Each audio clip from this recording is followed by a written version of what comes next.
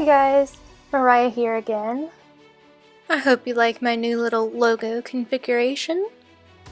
I am known as Mariah B Story on Instagram and Twitter and a bunch of other places, and I make the comic Six Pearl Pyramid. What you're looking at right now are pages 66 and 67 of the book, which are the first two pages of chapter 3. In the video, you'll see the file actually says 68 and 69, but I have to subtract 2 pages because technically the first 2 pages of the file are the cover and the interior cover. So we're really definitely, I promise, not lying to you, working on 66 and 67. So the beginning of chapter 3, and the story so far is that this dude right in front of us, the dude with the tile, used to be a mummy like 10 pages ago. Like an Egyptian mummy in the whole 9 yards, and like we saw his sarcophagi, more than one, because everybody's getting more than one. Well, the important people get as many as they want, actually. So yeah, and now this lady with like superpowers has shown up without spoiling anything. That's where we're at. You can definitely catch up on WebToon, which is pretty much up to speed, and Tapas will be up to speed very soon. Of course, Patreon is not just up to speed, they tend to be ahead of the schedule. So this video is a compression of 17 hours down to 25 minutes 33 seconds. So what happened is, I thought for a minute there that I would be making videos kind of regularly. It's not my priority. It's kind of honestly for fun. I don't expect very much to come from it. But it was originally just a way to like communicate, I guess, my process and stuff to my patrons on Patreon, because I was kind of used to giving them like a written play-by-play of what I do for the comic pretty much every week, usually on Mondays. What is the schedule anymore, though? Honestly, what are days? Anyway, and but writing it out was, I guess, a little bit boring, and who wants to sit there and read it? So like, videos are easy to make, so I thought I'd just start doing that, I guess. I don't know. It's not a high pressure situation, but I did think that that I wouldn't be putting them on YouTube at first. I thought that would be just a patron thing, exclusive to them. But now I've started making videos that I never know if I'm gonna put them on YouTube or not. As I'm doing them, it's really kind of something I decide afterward. So in this case, I guess I'm going to post these on YouTube.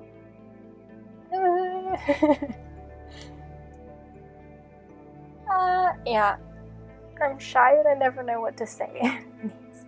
But this video is special because with everything that's going on, continuing to go on, I had chronic depression before this started, and severe anxiety disorder, and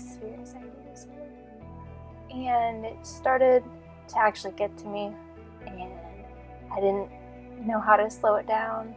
So I was kind of sick for a bit, and it got me behind schedule for my comic, which is, it's on Patreon. I post on Patreon first. Then I post on WebToon, and I'm gradually catching up on Tapas. And I fell behind schedule on the various things, and I'm gonna have to go on hiatus in a minute to catch up from all of that, which is fine, but I fell behind on the videos too. And for this particular video, what you're watching is 17 hours of me working without sleeping, trying to catch up. I thought it was kind of a funny idea to do the video. It's right now playing at 4,000% speed, which is about 40 times speed. To just do the whole thing all at one time. Even though I would normally separate inking and coloring, but you get all of it right now, the inking and the coloring, because I thought it was kind of funny to be like, hey, as the video goes on, just keep in mind I haven't slept. And it gets, like, I thought it would get weird toward the end, but it really doesn't. I just had a whole lot of coffee, and I'm extremely well versed in all-nighters, like way more than I should be. Like, I'm just very, very trained. I became trained in that in college. I got to college and was optimistic and happy and perky and everything, and after the first quarter, the workload started to get to me, and I started to realize that there were several things going on with me that needed to be addressed in order for me to continue my college career. So I went and was tested and have, severe anxiety and severe depression and ADHD, and that compounds into being an extreme perfectionist, very detail oriented, and will freak out if I start slipping, which isn't, terrible. Like, I live with it, but it just means that my work takes way longer than it would for a normal person who doesn't care as much about perfection, I guess. I don't know, that's how they tried to tell me. That's what they tried to tell me what the issue was. So, for a minute, when I was in college, I was medicated for the ADHD. So I was given a stimulant, but I wasn't at the same time taking an SSRI, which would have been more like a calming thing, I guess. So it was just a stimulant for 4 years. And then the anxiety got really bad, because anxiety and stimulants, you're stimulating your anxiety. So I had to quit that, and right now I'm taking supplements because it has been an adventure. It has been an adventure trying to medicate these issues, and at this point I'm just like, bro, I can't have dairy. I am like allergic to milk protein. Let me just take some freaking supplements, like some vitamins. Let me get some vitamins in me and I'll regroup later. So I'm working even slower than I could be if I was, properly taken care of. And there's a pandemic and all kinds of things going on. Trying to, desperately trying to get my comic off the ground, and fully aware that if it flops, like, I have really screwed up for how much time I've spent on it. It's a huge waste, just, clawing at a future with this comic. So that, slowed me down, and it resulted in another all-nighter. I started pulling all-nighters again recently.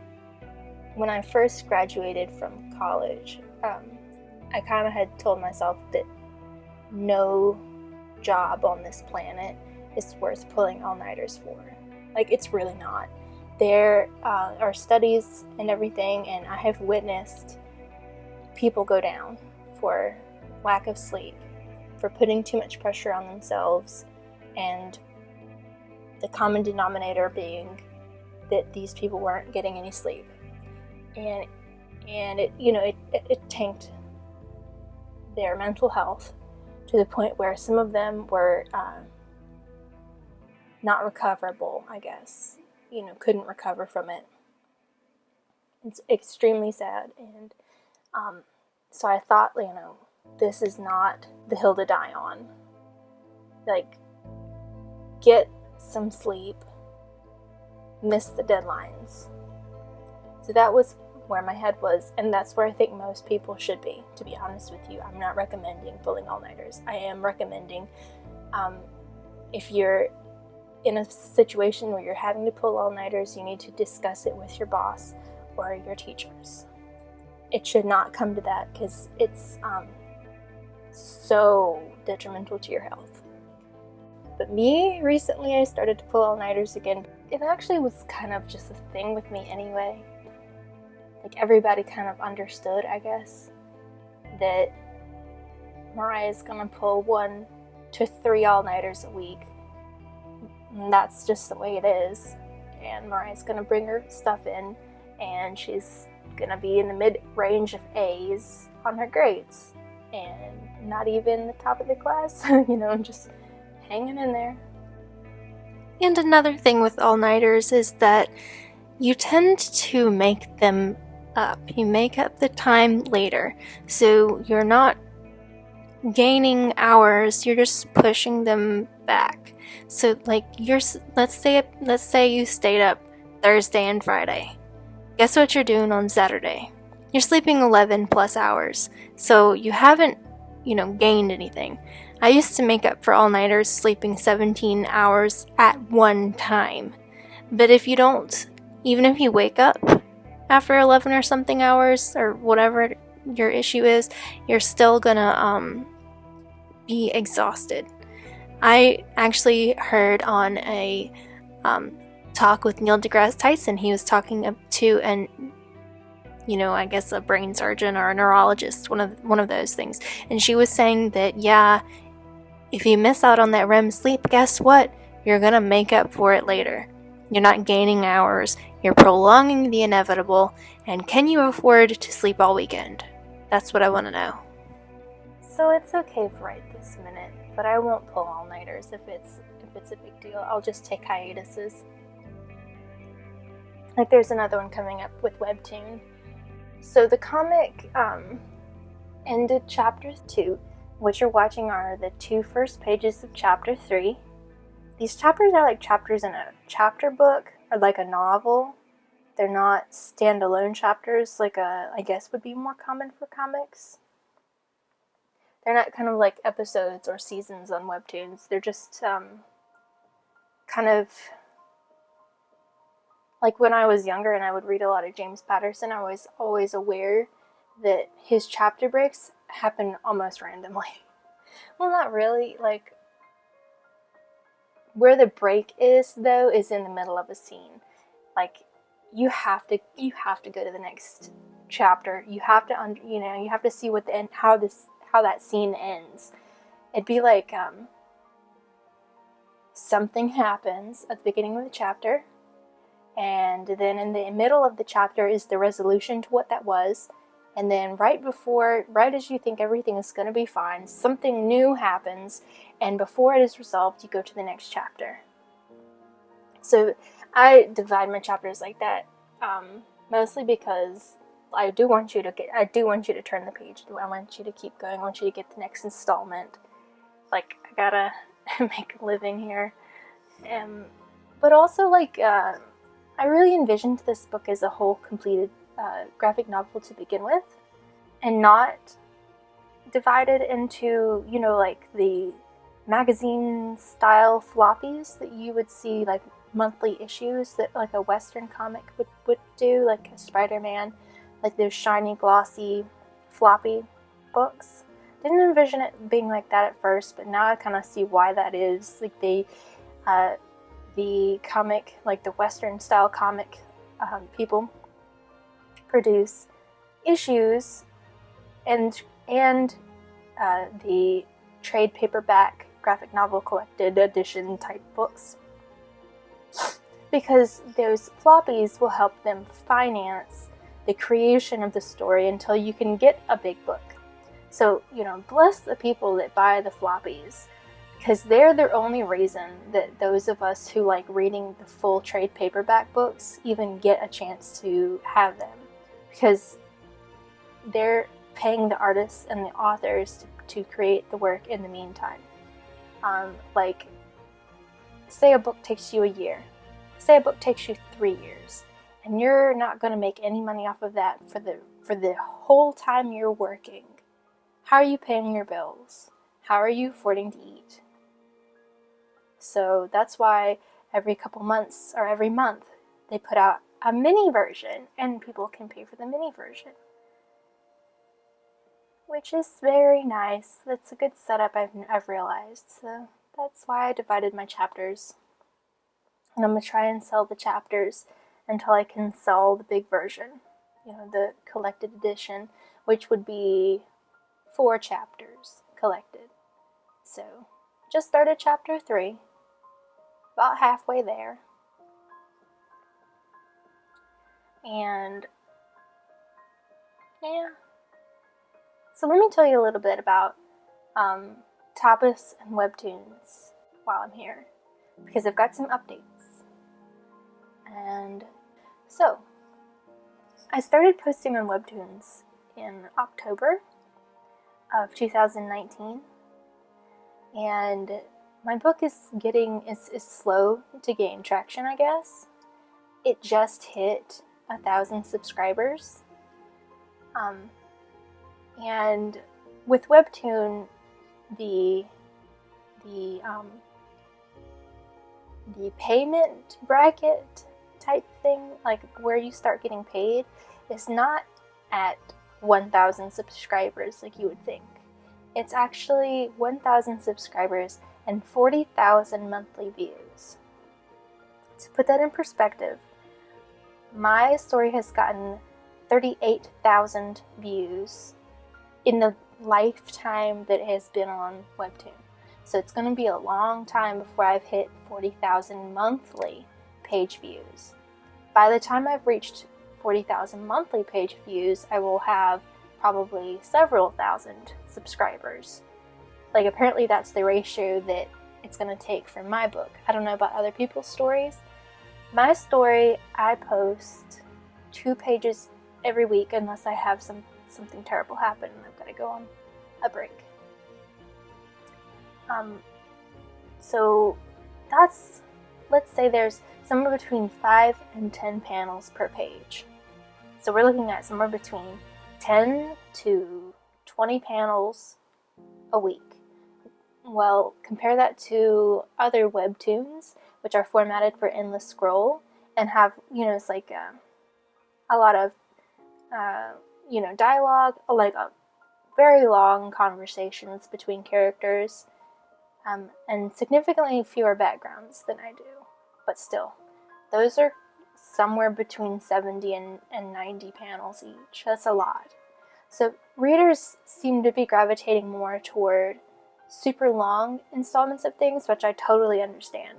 I'm a person who likes to binge stuff all at once. So if I were reading a short comic, like a comic that has shorter episodes, like mine, I might wait until there's a few of them and then read them all at one time. Whereas if you're a creator who's got like 90 panels, that's still like 15 minutes, 15, 20 minutes of reading. For me, anyway, I read super slow. I like to stare at the artwork. So I can see like why a comic that is endless scroll format would get weekly viewers every week, because it's a satisfying amount of reading, as opposed to mine, which is less reading per week. So maybe you don't check in this week, maybe you wait until next week. So mine's taking a little bit longer than yours might. I'm also sticking it up on Tapas. I've been on Tapas for about 42 days, and because I have so many chapters already done, 2 chapters done, so like 65 pages, I've decided to upload 1 page per day. And they're not the scroll format.